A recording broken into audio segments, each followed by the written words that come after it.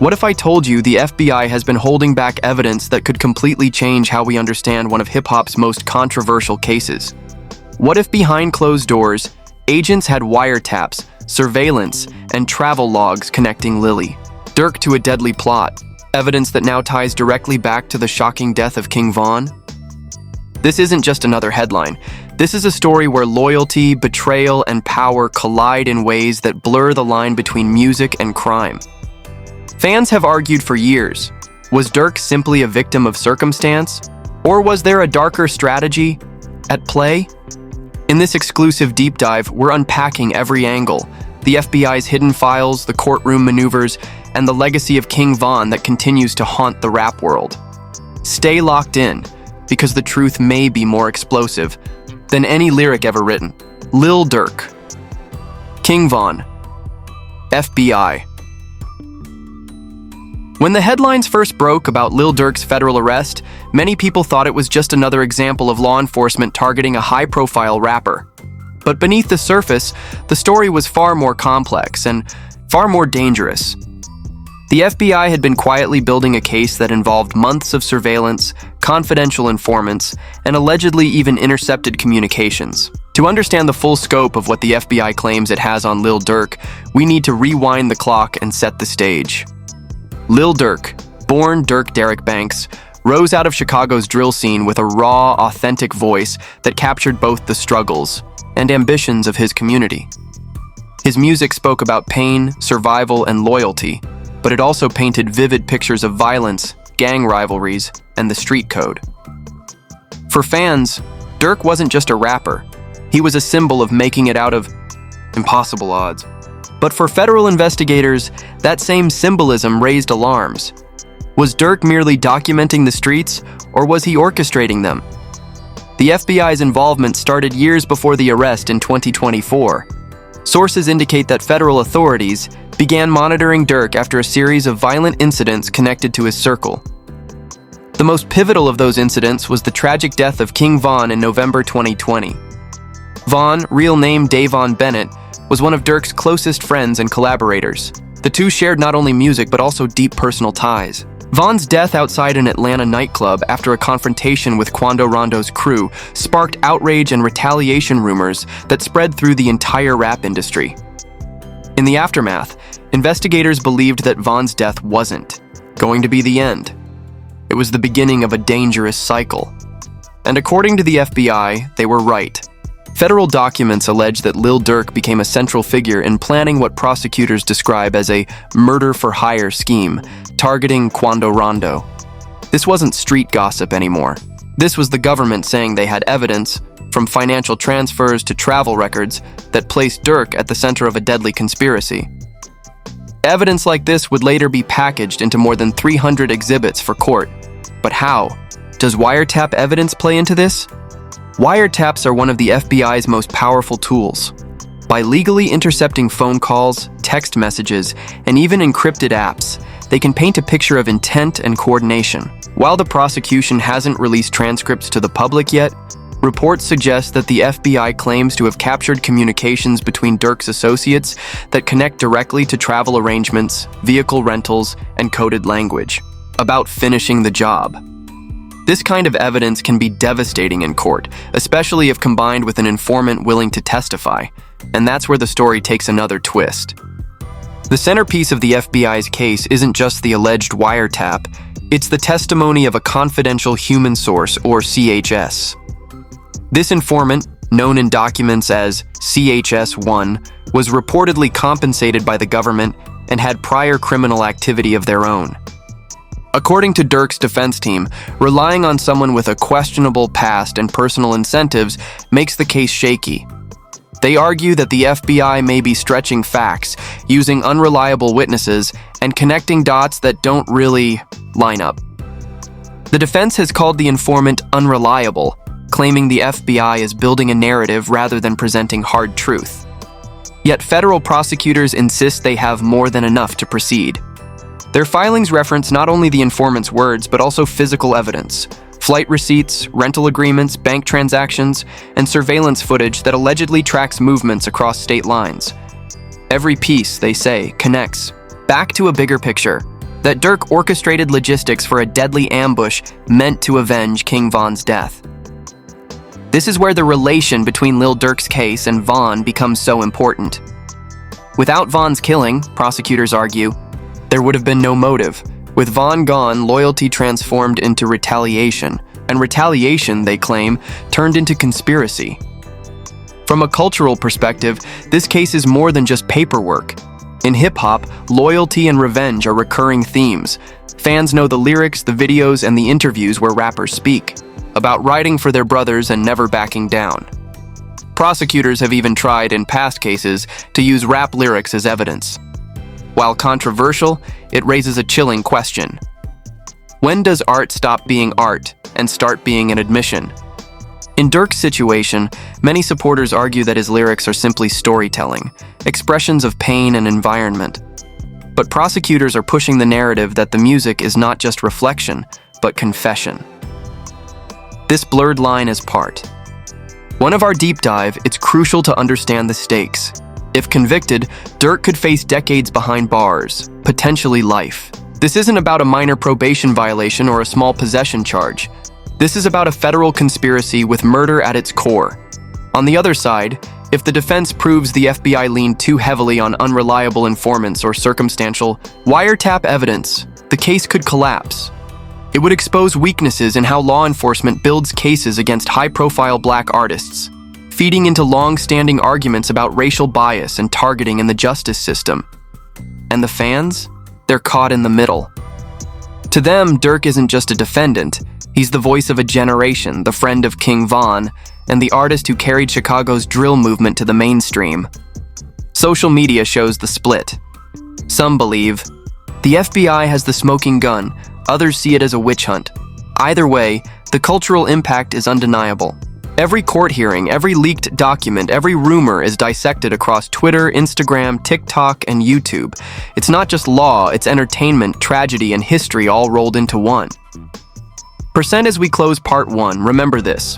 What looks like a single case is actually a web of stories, of brotherhood, loss, revenge, and power. The FBI says they have evidence strong enough to tie Lil Durk directly to a retaliatory plot connected to King Von's death.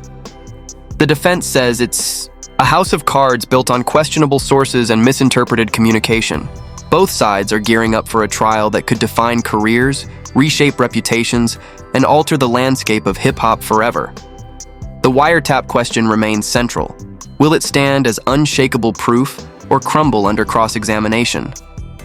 Party Take 2 will dig deeper into the informant's role, the alleged coded messages, and how prosecutors plan to present their narrative in court. Stay locked in, because the story is just heating up. If Part 1 gave us the background and the FBI's broad allegations, Part 2 is where we dive into the heart of the controversy. The confidential informant, the supposed coded communications, and how prosecutors plan to convince a jury that Lil Durk wasn't just rapping about loyalty and revenge, he was living it. At the center of this case is a question of credibility. Who do you trust? The government's star witness, or a defense team insisting that the so-called evidence is stitched together from unreliable fragments? Let's break it down piece by piece. The confidential human source, or CHS-1, has been painted by the FBI as a vital insider. According to court filings, this informant had direct access to conversations and planning sessions that allegedly linked Durk to the logistics of a retaliatory strike. The FBI claims CHS-1 provided information that matched with flight records, rental car agreements, and even cell tower data. On paper, that kind of cross-confirmation strengthens the government's case. But here's the problem. CHS-1 isn't a clean-cut citizen coming forward out of civic duty. There's someone with a criminal background, compensation from the government, and a potential personal vendetta. The defense has already started hammering this point. If CHS-1 has lied before, why should anyone believe them now? ACA's credibility is everything. Then comes the issue of wiretap communications. Federal prosecutors suggest that conversations were captured where Durk's associates spoke in coded language. Terms like tickets, bags, or playing ball may sound harmless on the surface, but investigators argue they were references to weapons, money transfers, and violent action. In federal court, this kind of interpretation is common. The government hires linguistics experts and gang specialists to testify about the hidden meanings of words. But here's the catch. Coded language is open to interpretation.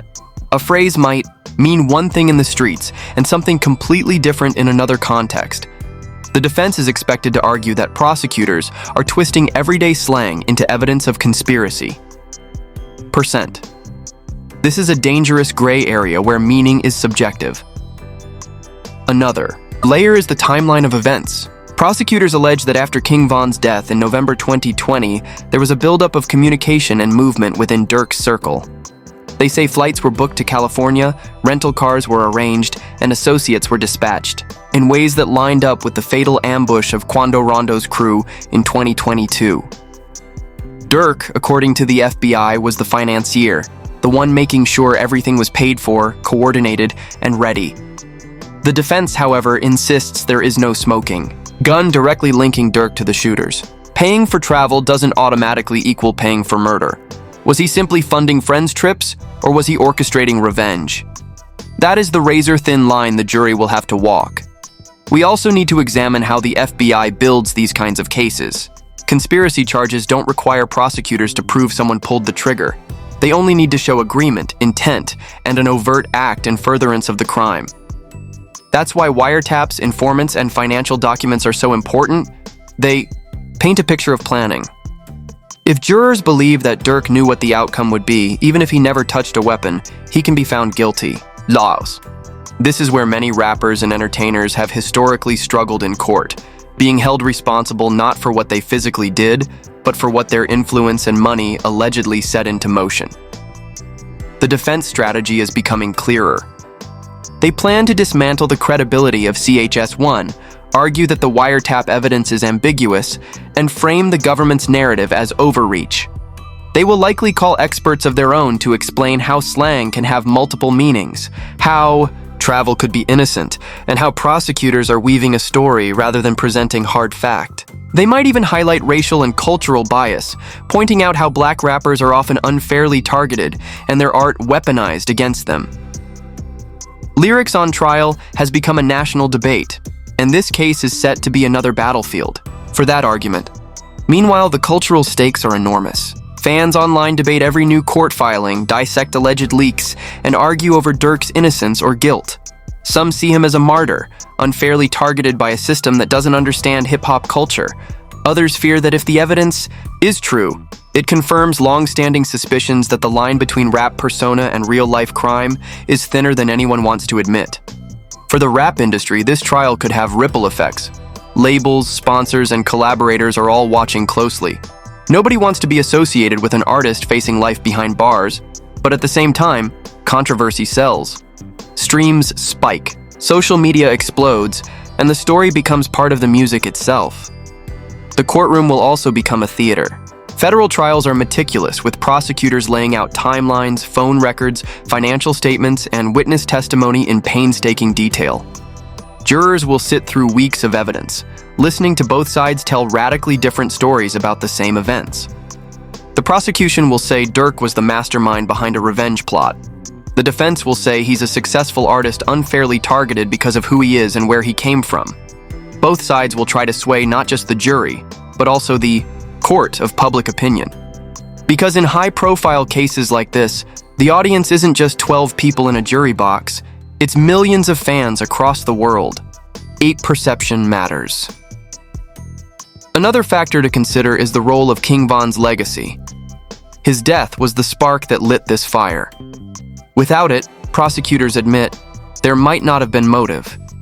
Every time Von's name comes up in court, it pulls at emotions, loyalty, grief, anger. Prosecutors will frame Von's killing as the reason Durk wanted revenge. The defense may argue that prosecutors are exploiting Von's name to create drama where none exists. Either way, Von's memory is at the center of this storm, even though he isn't here to speak for himself. For fans, this deepens the tragedy. Von's life was cut short, and now his death continues to cause fallout years later. Part 2 makes it clear. This trial isn't just about evidence, it's about interpretation. Did wiretaps capture a murder plot or just casual slang? Is CHS-1 a brave whistleblower or an unreliable opportunist? Were Durk's financial moves proof of orchestration or simply the spending habits of a wealthy artist helping his circle? These are the questions the court must answer. As we move into Part 3, we'll explore how prosecutors plan to present their 300-plus exhibits, the expert witnesses expected to testify, and how the defense intends to counter every move. The stage is set for one of the most closely watched trials in recent hip-hop history. Stay tuned, because the battle is only getting more intense. By now, we've seen how the FBI's case rests on two pillars: the testimony of an informant and the interpretation of intercepted communications. But in federal court, prosecutors rarely stop there. They come armed with mountains of exhibits, expert witnesses, and carefully crafted timelines meant to overwhelm jurors with what feels like undeniable proof. In Part 3, we'll break down how prosecutors are expected to present their case, what kind of experts will take the stand, and how the defense plans to push back against each piece of evidence. This is the chess match that will define Lil Durk's future. Let's start with the exhibits. Court filings show that the government has cataloged more than 300 separate items of evidence. These include travel records, plane tickets, boarding, passes, and seat assignments that allegedly show Durk's associates flying into California just before the ambush on Quando Rondo's crew. Rental car receipts line up with those same dates, suggesting coordinated movement. Surveillance footage places individuals tied to Durk in the vicinity. On their own, each piece might seem circumstantial. But prosecutors will argue that when combined, they form a puzzle that only makes sense if Durk was pulling the strings. Percent. That's how conspiracy cases work. Not one smoking gun, but 1,000 tiny cuts. Financial records also play a key role. The FBI claims they have traced payments from accounts linked to Durk that funded flights, hotels, and vehicle rentals. They will present bank statements, wire transfers, and even Zelle payments as evidence that he wasn't just casually helping friends, he was bankrolling a targeted mission. Prosecutors are skilled at framing numbers. A few $1,000s. Here, a few hundred there when placed in a timeline can suddenly look like deliberate funding for a criminal operation. The defense will have to argue that these were simply the expenses of a wealthy artist taking care of his circle, not proof of murder for hire. The interpretation matters. Next come the digital breadcrumbs. Cell phone records, tower pings, and geolocation. Data are often used to place suspects at key places and times. Reports suggest that prosecutors will present call logs showing communication between Durk and associates in the days leading up to the ambush. They may even claim that some of those calls correspond with intercepted coded messages. In the eyes of the government, the digital trail is damning. But here's where things get complicated. Phone records can show that calls happened, but not what was said. Location pings can place a phone near an area, but not always with pinpoint accuracy. The defense can, and likely will, argue that these records don't prove intent, only presence. Data without context. Then there are the expert witnesses. The prosecution is expected to bring in gang specialists, forensic linguists, and possibly even psychologists. Gang experts will testify that certain patterns of communication, travel, and spending are consistent with organized retaliation. Linguists will claim that slang used in wiretaps clearly refers to weapons, violence, or money. Psychologists may attempt to explain the mindset of someone seeking revenge for a close friend's death, framing Vaughn's murder as the emotional trigger. Each expert is meant to guide jurors toward a single conclusion. Lil Durk wasn't just a bystander. He was the architect. But the defense won't let these narratives go unchallenged. They will bring their own experts to counter every claim. Linguists will argue that slang is fluid and context-dependent, and that prosecutors are cherry-picking meanings to fit their theory. Financial experts will testify that wealthy individuals often cover travel costs for friends, and it doesn't equate to criminal conspiracy. Digital experts may highlight flaws in cell tower data, showing how it can be misinterpreted or exaggerated. And cultural experts will step in to explain hip-hop as an art form, making the case that prosecutors are unfairly criminalizing music and community ties. Another layer is jury psychology. In a case this complex, with hundreds of exhibits, jurors can easily feel overwhelmed.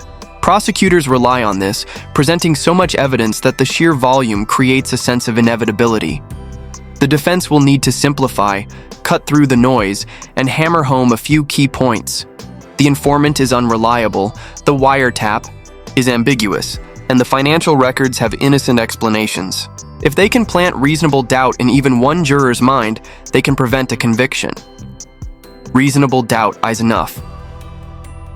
Meanwhile, public perception continues to swirl outside the courtroom. Fans online argue about every leaked detail. Some share screenshots of supposed filings. Others circulate rumors about what the wiretap actually captured. Hashtags like #ToFreeDurk and Justice for Vaughn trend intermittently, showing how divided the community is. For prosecutors, public opinion is irrelevant. They only need to convince 12 jurors. For Durk, however, the stakes go beyond the trial. His brand, his career, and his legacy hang in the balance. Even if acquitted, the shadow of these allegations may linger. It's also worth noting the historical context. Federal cases against rappers aren't new. From Tupac and Biggie's era to more recent trials involving artists like Tekashi 6ix99 and YNW Melly, the justice system has long intersected with hip-hop in controversial ways. Critics argue that prosecutors often use rap lyrics and culture as evidence, blurring the line between art and confession. Supporters of the FBI's case say this isn't about music. It's about real actions with deadly consequences. Lil Durk's trial may become a landmark in this ongoing debate. Will jurors accept rap culture as explanation, or will they see it as incrimination? Lyrics vs. law. The timeline leading to trial is another important element.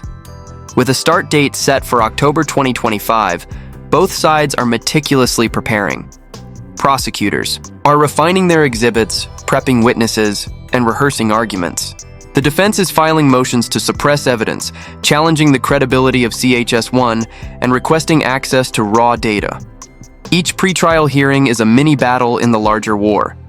Every ruling from the judge on what evidence is admissible, on how experts can testify, shapes the battlefield. By the time jurors are seated, both sides will have already fought through months of legal skirmishes. As Part 3 draws to a close, the picture is becoming clear. The prosecution's case will rely on volume, hundreds of exhibits, multiple experts, wiretaps, financial records, and the testimony of an informant. The defense's case will rely on precision, discredit the informant, challenge the interpretation of slang, and frame the evidence as circumstantial. One side will try to overwhelm, the other will try to simplify. And caught in the middle are the jurors, ordinary people asked to decide the fate of a superstar whose life, career, and culture are under a microscope. In Part 4, we'll step into the future, what the trial might look like day by day, possible outcomes, and how a guilty or not guilty verdict could reshape not only Lil Durk's life, but also the legacy of King Von and the broader hip-hop landscape. The stage is set for a courtroom drama that will echo far beyond the walls of justice. Stay with us, because the verdict will be more than a legal decision, it will be a cultural moment. As the trial date approaches, anticipation is reaching a fever pitch. Part 4 of our deep dive takes us inside the courtroom, imagining how each day may unfold, the strategies each side will deploy, and the potential consequences depending on the verdict. This isn't just another case, it's a defining moment. For Lil Durk, the legacy of King Von, and the larger conversation about hip-hop and the law. Picture the opening day of trial. The prosecution will stand before the jury, laying out a narrative of retaliation, loyalty, and cold calculation. They will say that after King Von's death, Lil Durk transformed grief into a mission. They'll frame him as the financier, the planner, the man who made sure his crew had the means to strike back at Quando Rondo's camp. Their tone will be confident, their evidence laid out like puzzle pieces waiting to be assembled. Prosecutors will set the scene. Then the defense will rise. Their goal on day one is not to tell every detail of their story, but to plant a seed of doubt. They will say the government's case relies on unreliable witnesses, ambiguous slang, and circumstantial evidence. They'll remind the jury that conspiracy charges don't require direct action, and that's the danger. The government doesn't have footage of Lil Durk pulling a trigger. They don't have a signed order. What they have are fragments stitched into a story. The defense will ask, is that enough to put a man away for life? Reasonable doubt as testimony begins. Expect drama. The star witness, CHS-1, will take the stand. This is the informant the FBI has leaned on, the person prosecutors say connects the dots. But under cross-examination, the defense will attack relentlessly. They'll ask about CHS-1's criminal record, about payments from the government, about lies told in the past. They'll suggest the informant had every reason to embellish or fabricate. The jury will watch closely, judging not only words, but demeanor. A single moment of hesitation, a contradiction, could unravel credibility. Witness pressure. The wiretap evidence will also be a battlefield. Prosecutors will play recordings, highlight text exchanges, and bring in experts to translate coded language. They'll argue that phrases like "get the tickets" or "make the play" clearly referred to setting up the ambush. Defense. Attorneys will counter that slang is flexible, often playful, and not inherently criminal. They may even produce examples of the same phrases used in harmless contexts. The question becomes, whose interpretation carries more weight? For jurors unfamiliar with the culture, expert testimony could sway heavily, but experts can be challenged, and doubt can grow. Words and languages, power financial records, and travel logs will follow. Jurors will see spreadsheets of payments, receipts for flights, and footage of associates moving across states. Prosecutors will argue these are not coincidences, but coordinated steps. The defense will argue they are the ordinary movements of a successful artist and his team. To jurors, the difference between coordination and coincidence may not always be clear, and in that gray area lies the defense's chance. Beyond evidence, the atmosphere of the courtroom will matter. Lil Durk will be seated at the defense table, wearing a suit, flanked by lawyers. Every expression will be scrutinized, not just by jurors, but by media outlets eager to capture photos. Prosecutors know the power of optics. They'll paint him as calm but calculating. The defense will highlight his humanity, a father, a son, a man mourning his friend. This battle isn't just legal, it's emotional. Image on trial. So what are the possible outcomes? If convicted, Durk faces decades, possibly life.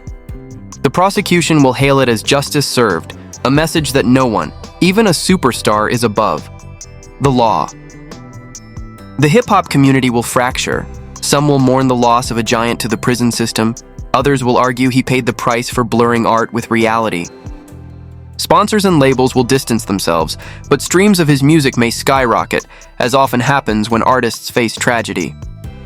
Von's legacy will be invoked, framed as both the cause and the consequence of this cycle of violence. If acquitted, the story flips.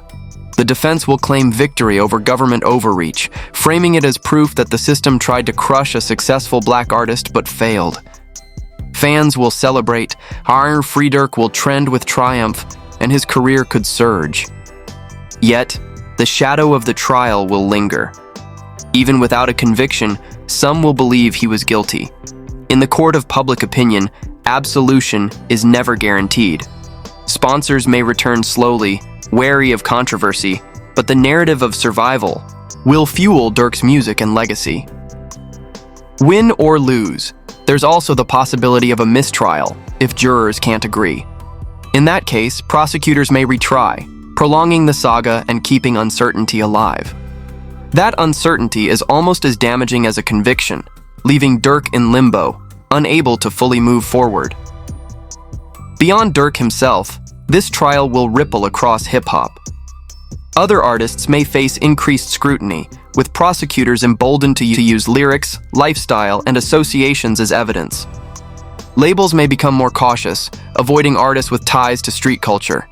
Fans will continue debating, is rap unfairly targeted, or is rap simply exposing realities too close to crime?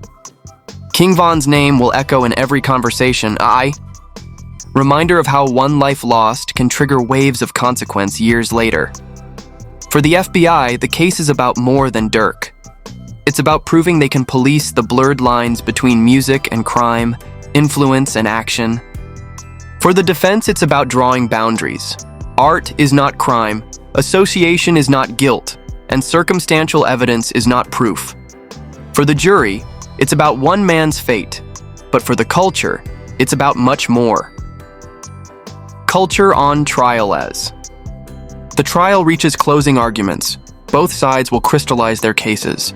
The prosecution will repeat motive, means, evidence, and intent. The defense will hammer unreliable witness, ambiguous slang, circumstantial proof. The jury will retreat to deliberate, carrying not only facts but also emotions, biases, and interpretations. Hours will pass, maybe days. The world will wait. Hashtags will trend, fans will argue, and speculation will consume timelines. When the verdict is finally read, the courtroom will erupt, either in devastation or relief. Cameras will flash, headlines will explode, and the echoes will stretch far beyond the courthouse walls. In the end, this is about more than Lil Durk. It's about King Von, about loyalty and loss, about how the justice system interacts with culture, and about how narratives are shaped in the digital age. Whether guilty or free, Durk's life will never be the same. Neither will hip-hop.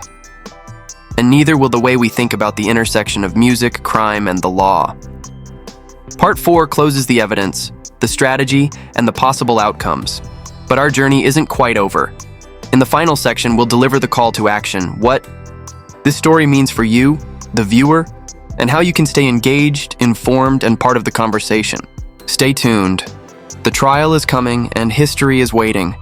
And now, it's your turn. After everything we've uncovered, the FBI evidence, the informant's testimony, the wiretap debates, and the haunting shadow of King Von, what do you believe? Is Lil Durk the mastermind the prosecutors claim? Or is he the target of a system that loves to blur music with crime? This story isn't just happening in a courtroom. It's happening right here in the culture, in the comments, and in every debate across social media. So drop your thoughts below. Do you think the evidence is strong enough? Or is this case built on sand? Don't forget to smash that like button, hit subscribe, and turn on notifications so you don't miss part 2, part 3, and every update as this trial unfolds. Your voice matters. Your opinion shapes the conversation. Stay locked in because the verdict might shock us all. Lil Durk, King Von, or FBI percent justice or target?